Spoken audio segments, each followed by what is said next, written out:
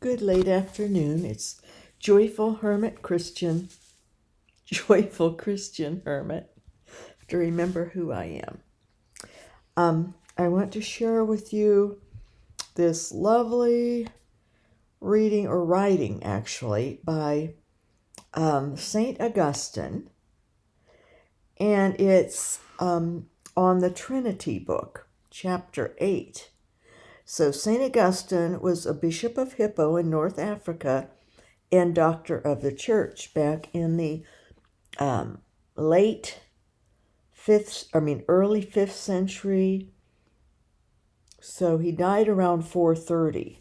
He was born around 354. And if you know much about St. Augustine, he led rather a wild life when he was young, had a child out of wedlock, but eventually converted back to Christianity. He was reared a Christian, lost his way.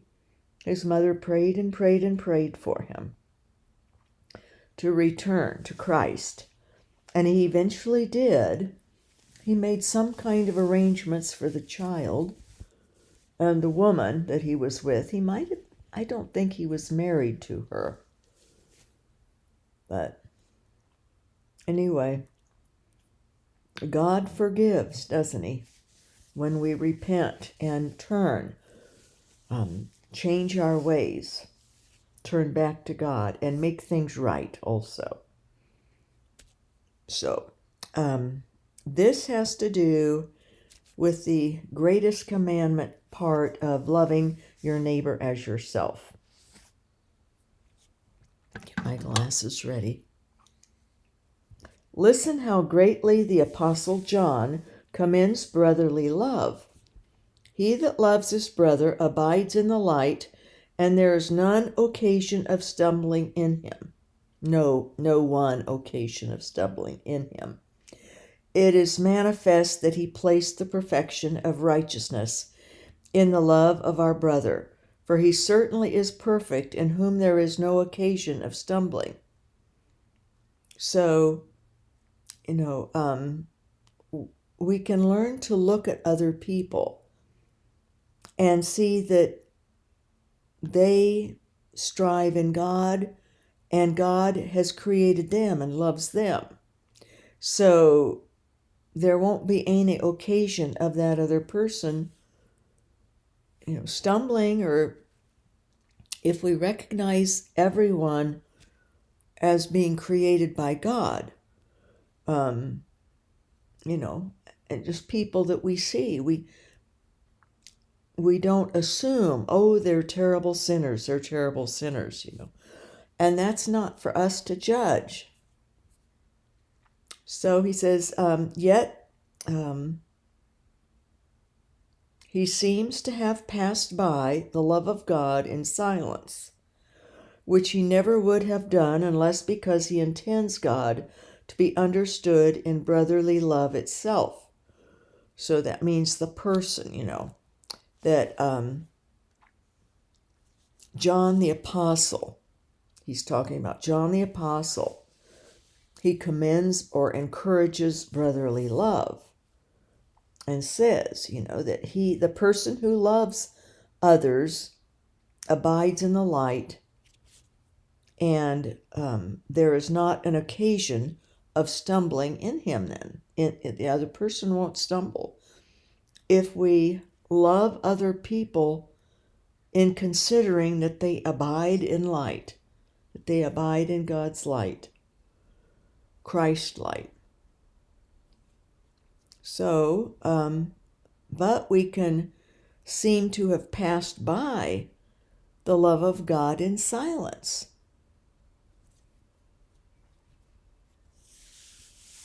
So,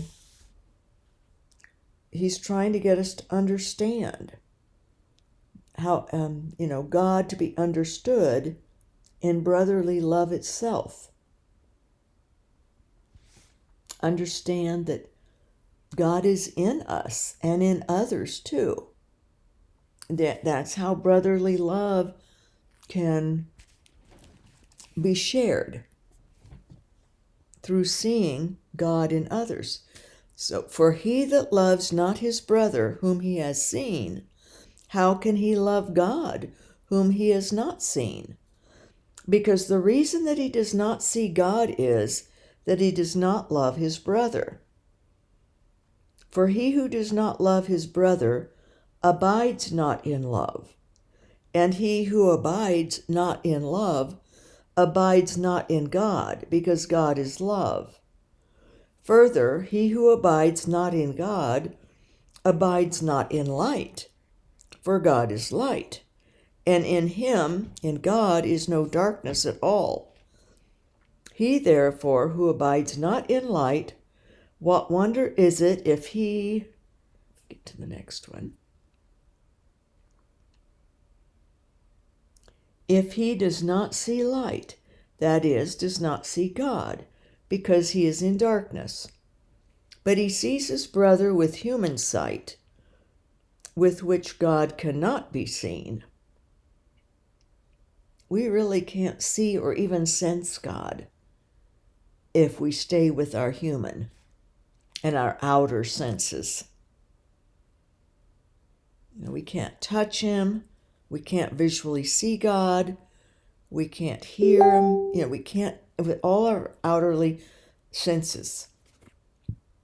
And it's the same if we treat other people that way. If we only look with our outer and they look at us, there's no way we can love or understand God in others. But if he loved with spiritual love, if he loved with spiritual love him whom he sees with human sight, he would see God, who is love itself, with the inner sight by which he can be seen. We can see God with inner sight, and we can see God in others with inner sight. It's a choice, actually. It's a choice of faith and of love. Therefore, he who does not love his brother whom he sees, how can he love God, whom on that account he does not see, because God is love, which he is not, who does not love his brother, which he has not seen if he does not love his brother.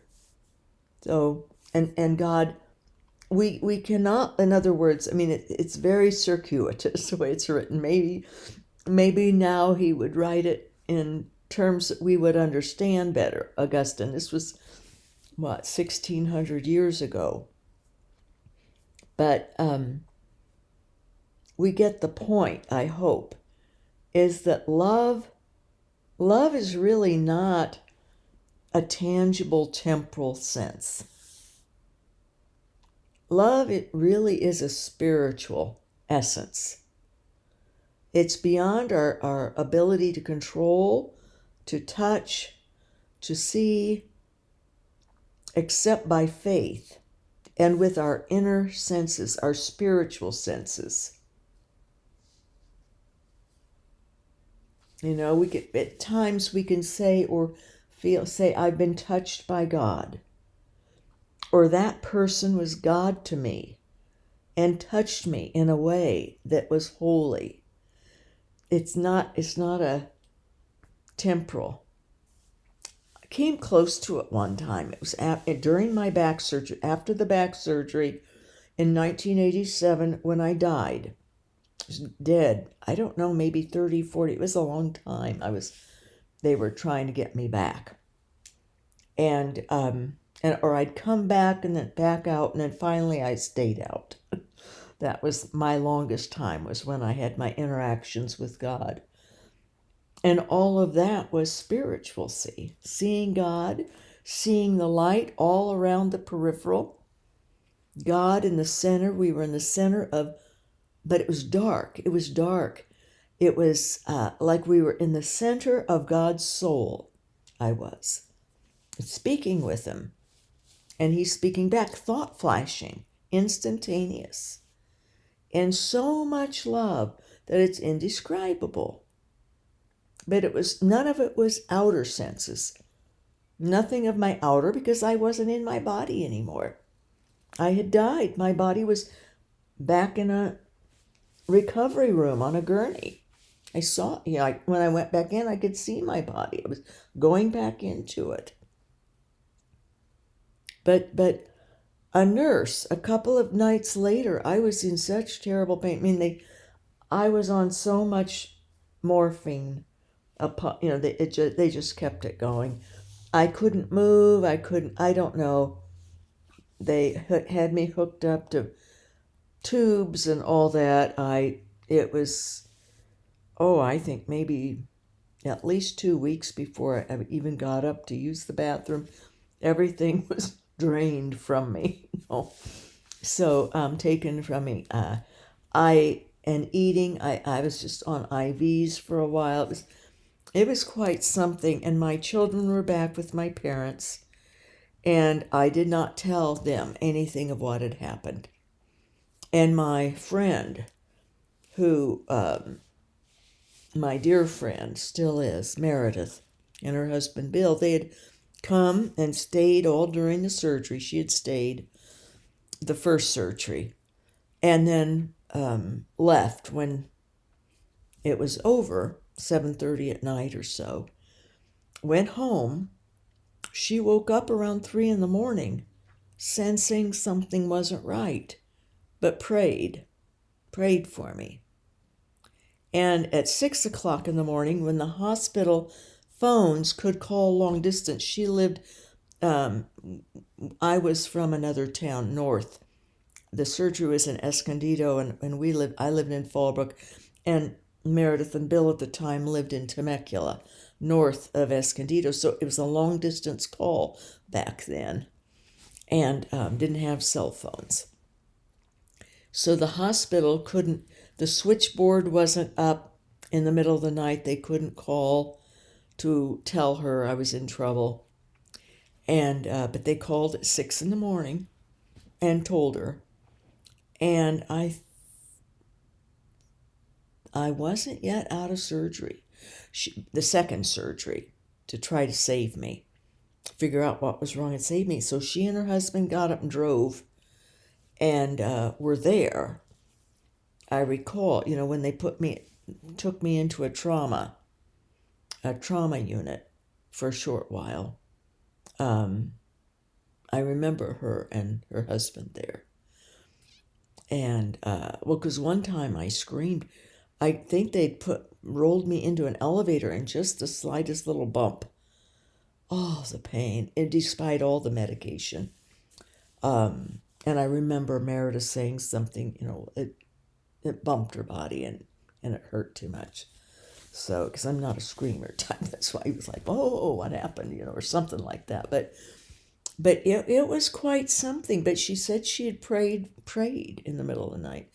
But she called my parents. She had called them the night before to say that I was out of surgery and everything was okay. But she didn't know. This happened in recovery, my death did.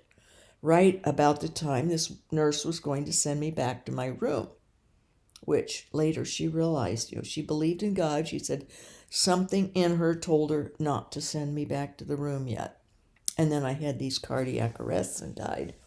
So, and had to have this whole middle of the night, another 7.5 hours of surgery. So, but God had already sent me back. But my parents didn't know about it. I didn't want them to know. But this nurse, a different nurse, she was German or something. She had an accent. And she was doing something. It was nighttime, I remember. And lights were on, though, in the room that I was in. And she was there, and I didn't say anything. I was thinking of my children back there and my parents and, and just struggling to keep going. That's it, because of the pain and how rough it was, and that I had died, just sort of grasping all of it. And I encountered God and was sent back to live, and when I would have been happy going on, but I knew I had children and knew that God showed me my ex-husband in a temper and asked me again, do you really want to come on with me or do you want to go back? And I couldn't say I would go back. Finally said, I'll do whatever you want, because it was so beautiful there where I was with God. And yet I felt terrible. Oh, my children. The first time he asked, I hadn't considered anything. I was just all ready to, yes, I want to go with you, I said. But he wanted to show me, because God didn't really want me. He wanted me to rear my children. So that's what he said. I'm going to send you back, rear your children, and fulfill your mission. And I thought, well, okay, but I didn't know I would have pain all my life, terrible pain. And life is a pain. Life is filled with lots of trials and sorrows that far outweigh the glory of the other side. So, but yes, and I was happy to be back, because I realized it would be, I loved my children. I didn't want them to go through, and God showed my husband in a fit of temper. His face was all red and puffed up, just his head. It was ugly. He was in a fit of anger, and he didn't really want to spend time with them things. So he liked the idea. He could, if we were out in public, he would be all there and what a great dad am I kind of thing. But otherwise, he didn't really consider them. And to rear them, he wouldn't have been there for them for much. And he was abusive. So he didn't have control of his temper, and his discipline was over the top, and he was I didn't know that. He was a chameleon when I lived with him and when we had children, but he showed his colors then, that he was an elementary school teacher even. So quite a dichotomy, a Jekyll Hyde kind of person.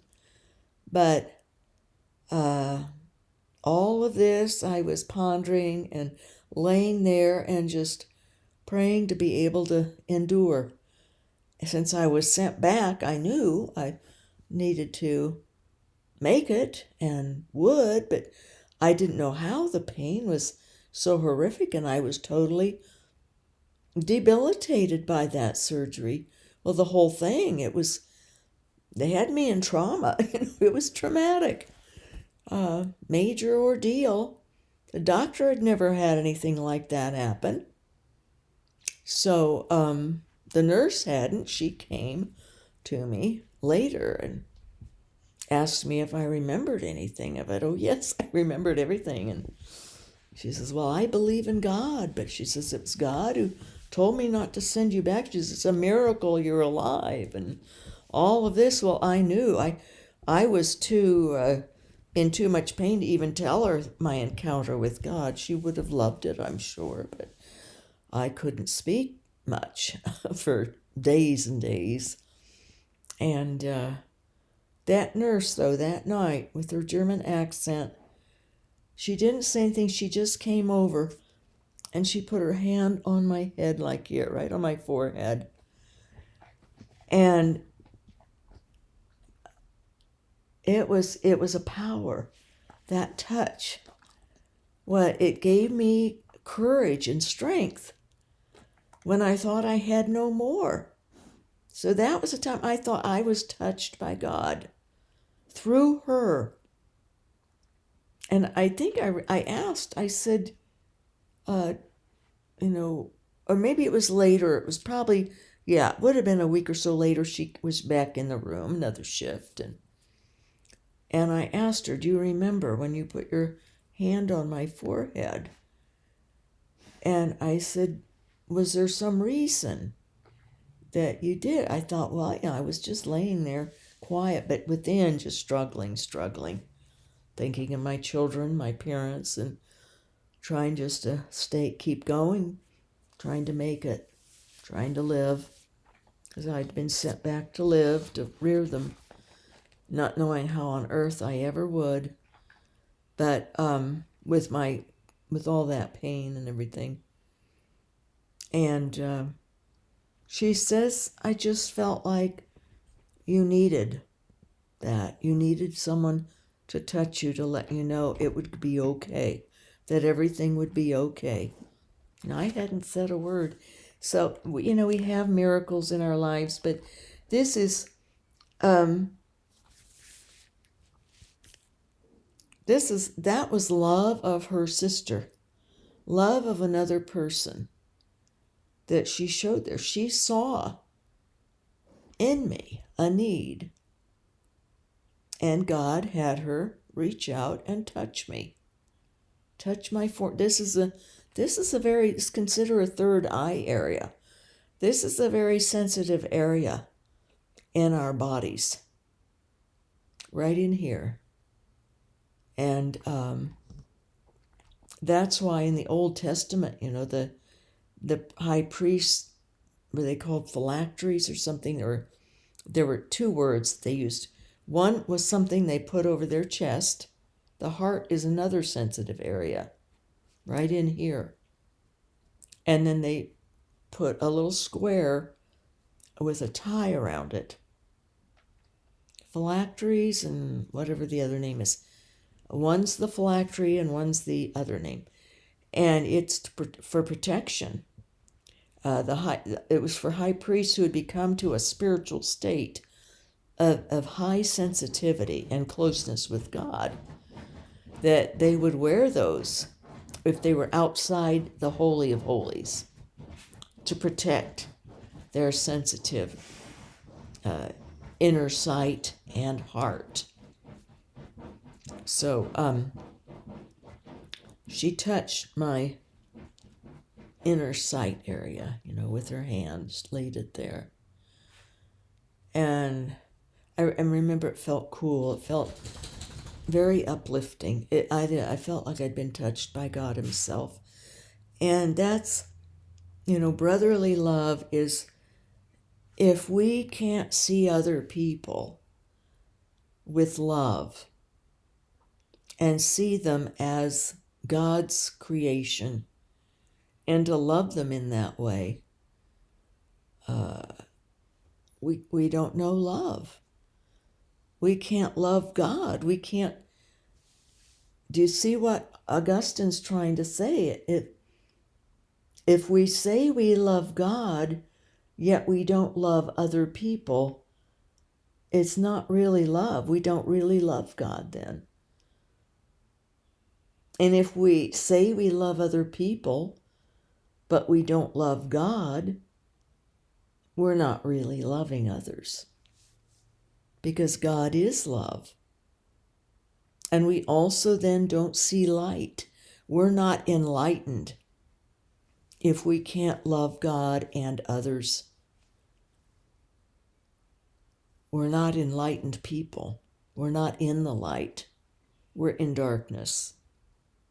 If that is missing, that ability to love God and love others, and to see God in others, and to see God himself with our inner sight, and with our hearts, and with our intellect in our souls, with our will to see God as love. Faith is involved. Faith is part of our inner senses. It's part of our heart. Faith is part of our understanding, our will, and our intellect. And if we don't have that, if we don't have faith, then we don't really know God. Neither let that further question, well, it says here, I'll read this last question. Therefore, he who does not love his brother, whom he sees, we see other people out there, how can he love God, whom on that account he does not see? Because God is love, which he has not, who does not love his brother. those who have not love for God also then do not love our brother and sisters. Neither let that further question disturb us, how much of love we ought to spend upon our brother, and how much upon God.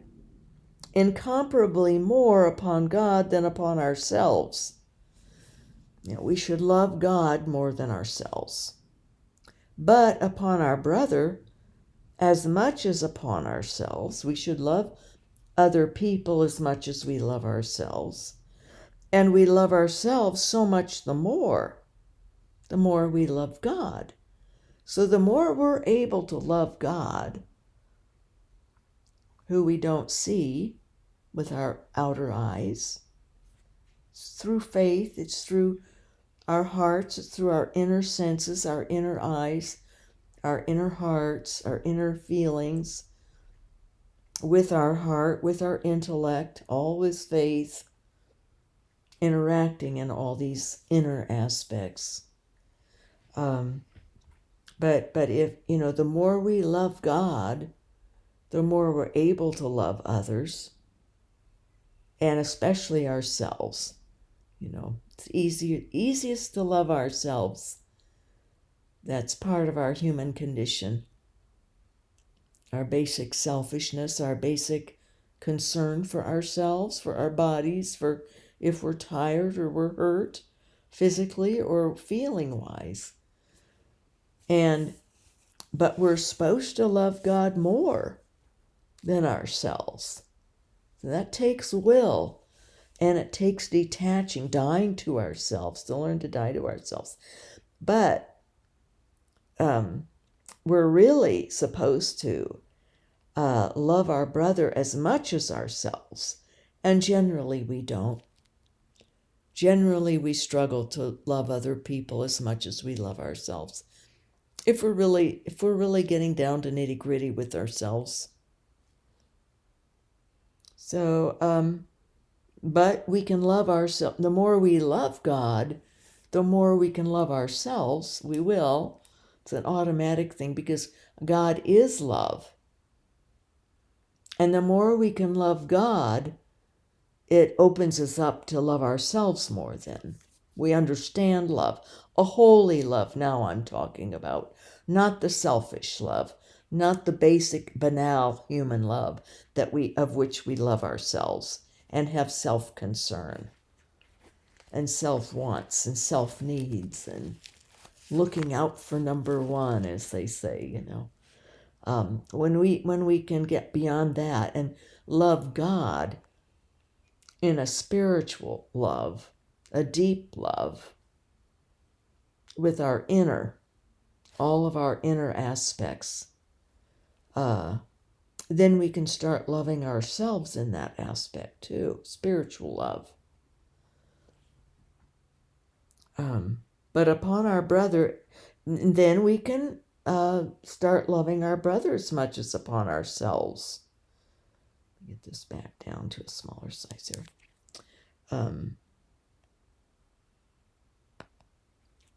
You smaller, please.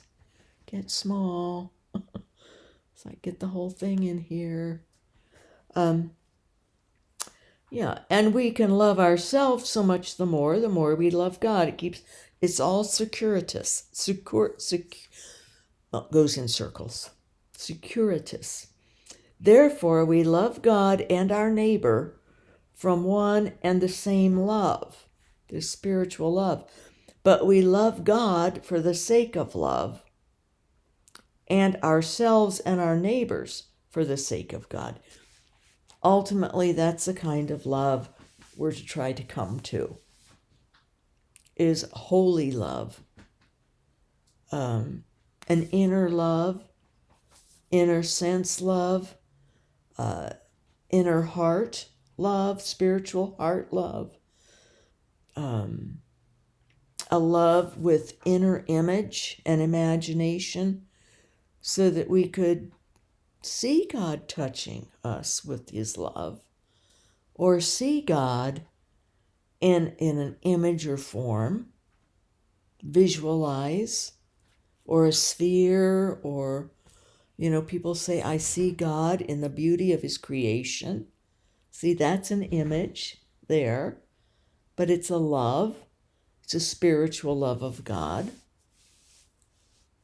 that we feel within and through image, through our ability to image things. And memory, when I was remembering the woman touching me, that nurse, and it was a touch of God. I didn't realize how much I needed that touch of love and assurance that everything will be okay right at that moment.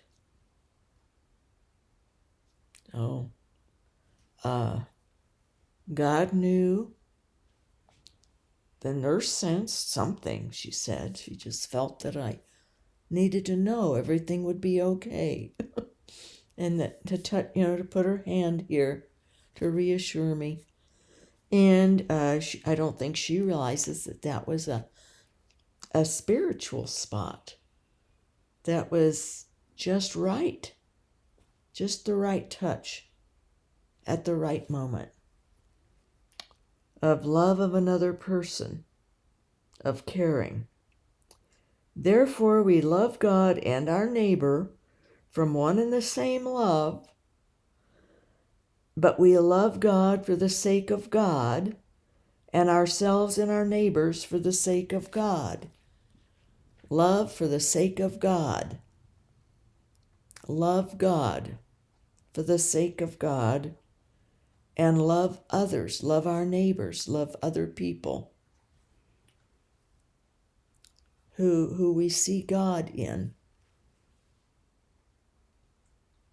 Love others for the sake of God, love God for the sake of God, and learn this spiritual love so that we can learn to love. I don't know, it's hard to express, isn't it? Even St. Augustine's having a hard time expressing in this chapter 8, this writing he had on the Trinity. You will love the Lord your God and your neighbor as yourself. And how the Apostle John, he writes a lot about love. And love of God above all things. That's the greatest command. Love God above all things. Love your neighbor as yourself. But love for the sake of God. Love for the sake of God. That's what, if we can remember that even, that we love God above all things and with inner love, spiritual love. And we love other people, brothers and sisters, men and women, creatures of God. We love them for God's sake, but with the love that is from within us, a spiritual love that God places in us. We have that love because he loved us first. God places himself in us. He remains in us. And it's that spiritual love that is in us then. And it is God's love for his sake that we love others then and ourselves. So I don't know if this was understandable. It's the wording is it's hard to express this, isn't it? This type of love, for one thing, the spiritual love. And for us to die to ourselves enough so that we can experience God's touch within us, his remaining in us. And that the more we love God, the more we'll be able to love ourselves with this spiritual love. The more we'll be able to love our brothers and sisters, other human beings. with that spiritual love. And it has really nothing to do with our sins. We're just talking love. God's kind of love, the kind of God that loves us regardless of our sins. He loves us as our Father, who created us. And that's with the kind of love we love Him, of this spiritual love that He placed in us, that He remains in us with that kind of love that transcends the temporal and the tangible.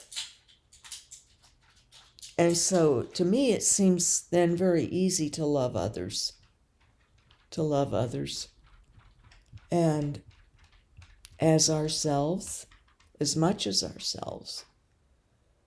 And to love God increasingly increases our love of self and increases our love of others then.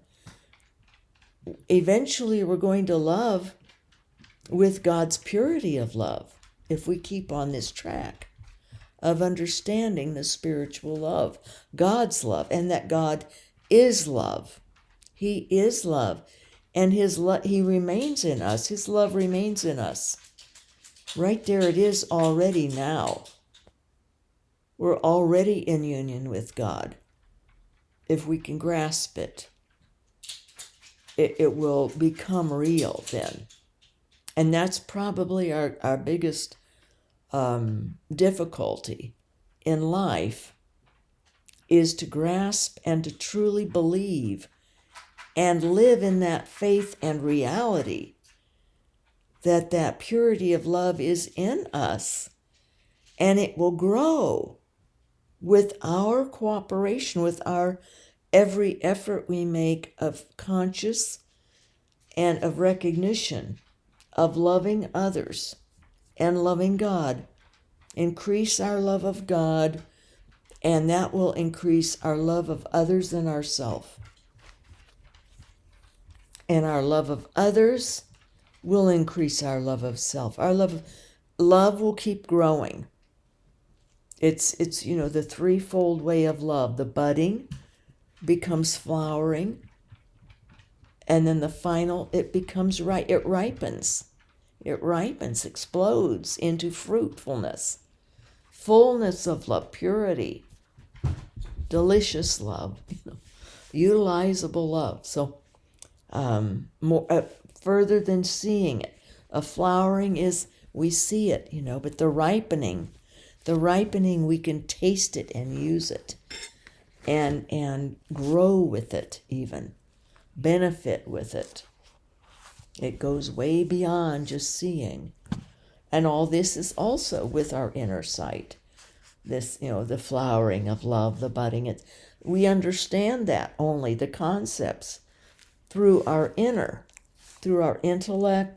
through our hearts, through ability to image something flowering or something budding or something ripening, fruit, through images, through memory of times past that we maybe had a touch of God. God felt God's touch in a way that was profound, that opened us up to more than just if someone touches us, or sometime that, the mother or father, oh, do you have a fever?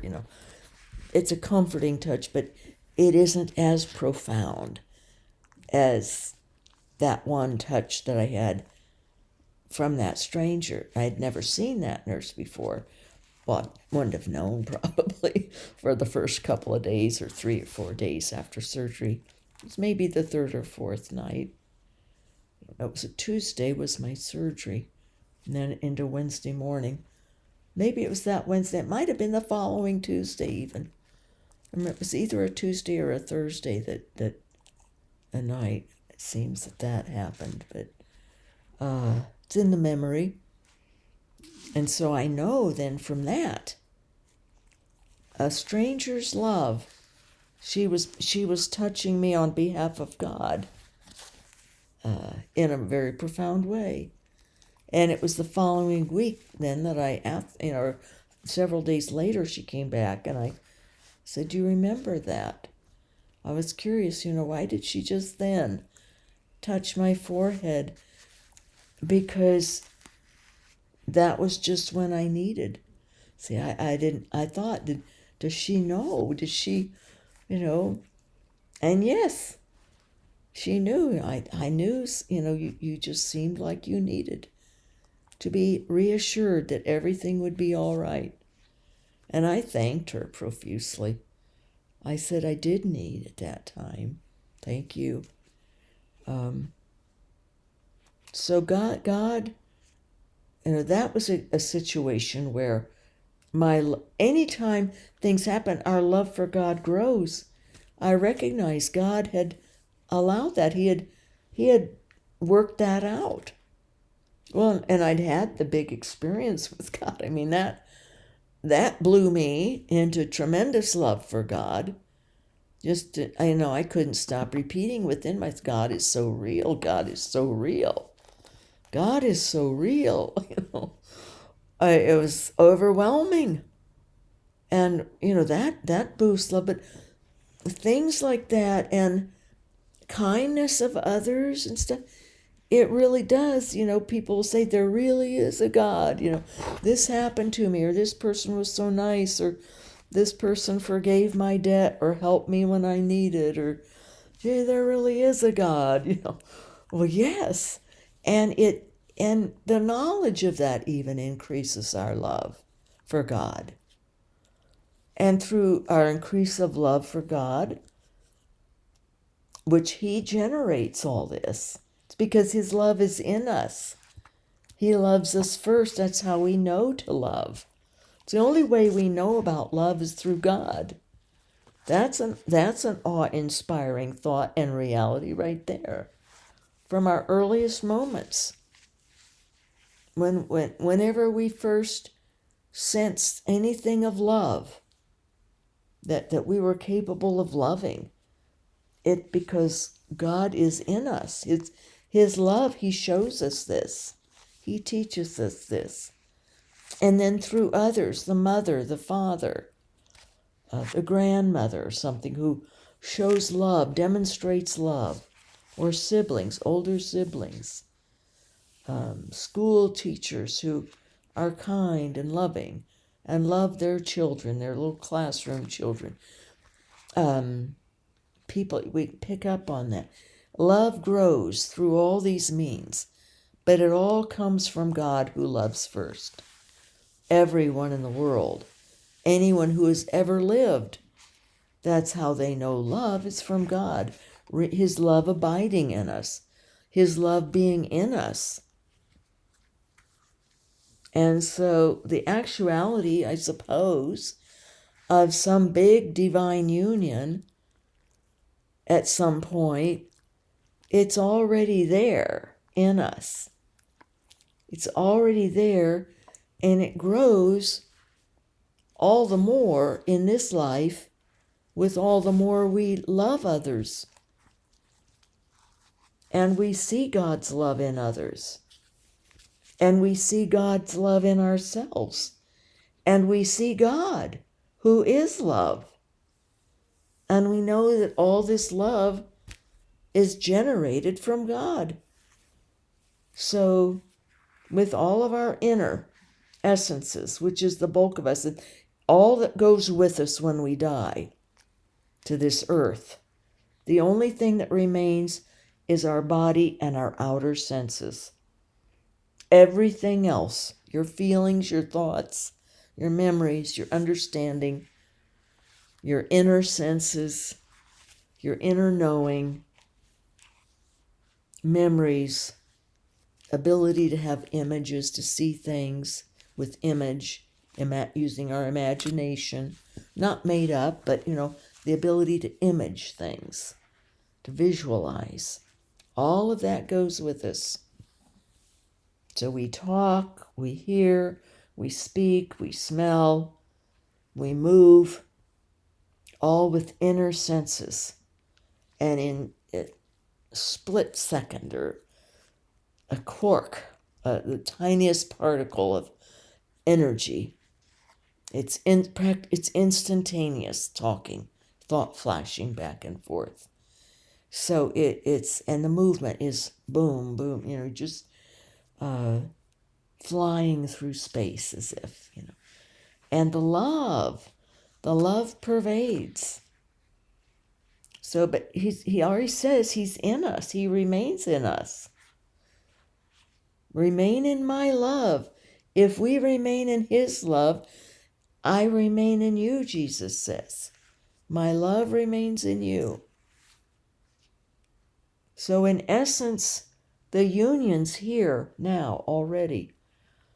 What remains is for us to respond and to grow with it and to cooperate and to spread it, to practice his love, to give the love that is him in us, to share that love and to perceive others with that love.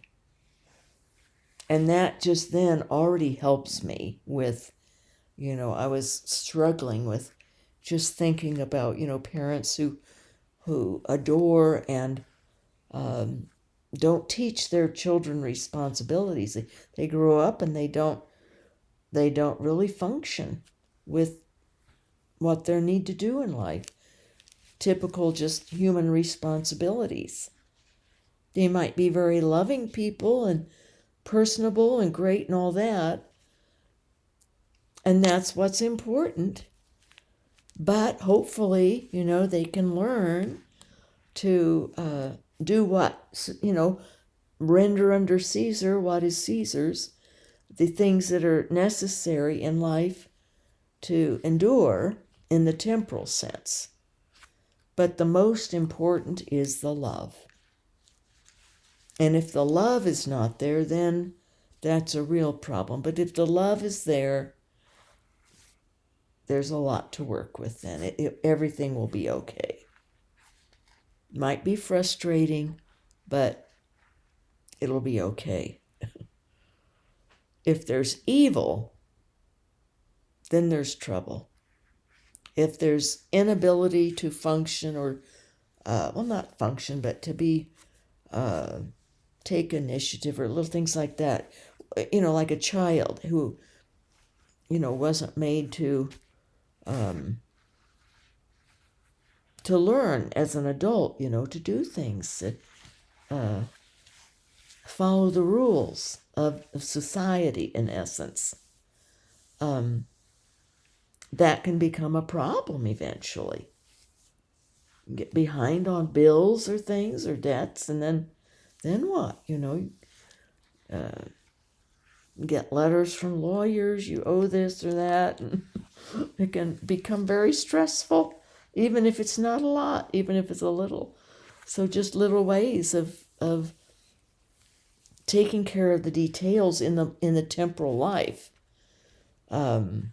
I struggle with that. I still have to get my taxes finished, and I have it pretty much figured. I've got a couple things yet to do, but I have lost that impetus myself,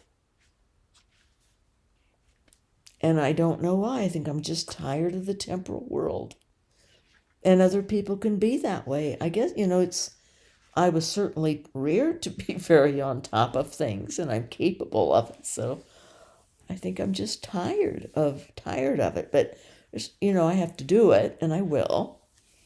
But I put it off. I don't know why. Taxes is one thing I just put off. So,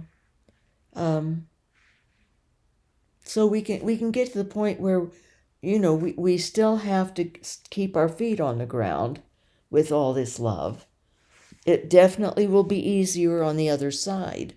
Divine love, the purity, the divine union with God.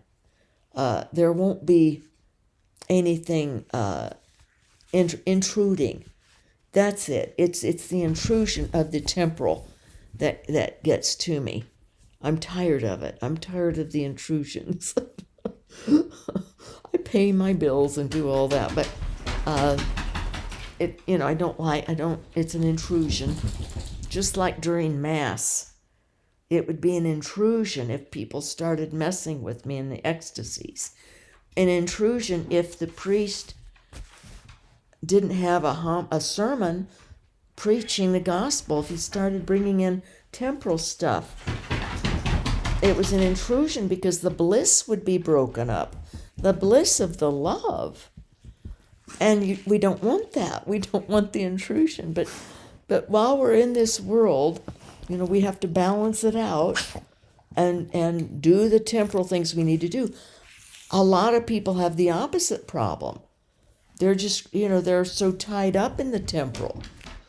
They live with the intrusions. That's all they know is the intrusions. But we need to learn this love, and then attend to our temporal stuff. But the more we can grow in love, the better for us as we get older and older and ready to die. We'll be rid of the temporal soon enough, the temporal and the tangibles. So, in fact, I'm going to finish up my taxes tonight, put them in the mail tomorrow. So, but in fact, I would, there's books. I would do this all day, just talk about God. If I could, I have other things. Love of a family member to help out through this situation of this unfortunate tile that was used concrete instead of thin set mortar. So it's a real bear to get that out. And overwhelming, really, plus all the other temporal work she has. I didn't realize so much. An article came out, some magazine, about her and managing all her career, this business, this pickleball place that she's part of, and then touring around tournaments and all that. And my eldest one, all three of my children, but the eldest one with the Microsoft job, and then her household and her daughters, everyone has that. So much to do. But they hire things done. They have that income, and the business of the facility isn't generating tangible income yet that she can just hire things done that are costly like that. So we're doing it, but it's probably very good. We can our feet can leave the ground. You can get so involved in love of God and love of others and all this love that it becomes a real chore to live in the temporal world, is what I'm saying. We have to keep our feet on the ground, and it's hard, but God provides, keeps us steadied, keeps us grounded. So, and my spiritual father used to help me with that too, because I could easily go way off into the spiritual and into all this love of God and love of others. But it's a good reminder that we do need to love others. That's a test for us. If we don't love others, we're not really loving God. God bless His real presence in us. I hope this was a good uplift for you and understandable. St. Augustine, it's hard to describe, isn't it? The whole paradigm and relationship and the power of love, and that it's in us now. But God keeps us in a balance. He keeps us in a balance. We have our bodies. Without our bodies, that's when we can really fly with love and be all love. It's something very much to look forward to, but we have our temporal now that we must attend to. The dogs need to go out, and I need to prepare their dinner. So, have a beautiful evening. Love to you all. Love to you all. And love God above all else, all things.